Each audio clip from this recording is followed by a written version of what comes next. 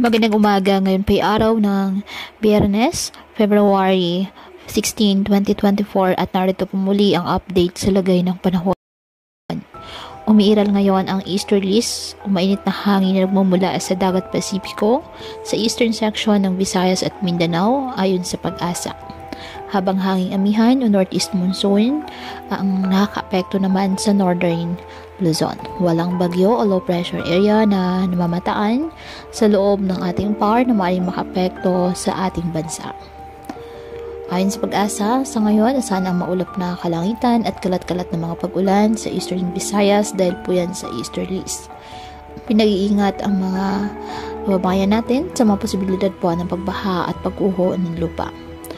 Hanging amihan naman ang magpadadala ng mga bahagya hanggang sa maulap na kalangitan at isolated light rain sa Ilocos Region, Cagayan Valley at Cordillera.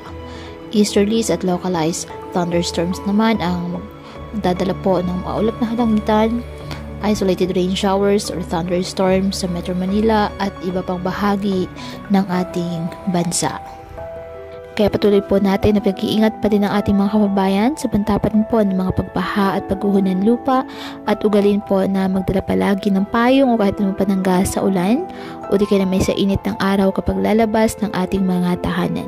At yan po muna ang update sa lagay ng panahon ngayong araw. Muli patuloy po tayo na mag-ingat at palaging tandaan, God loves you. Stay safe and God bless.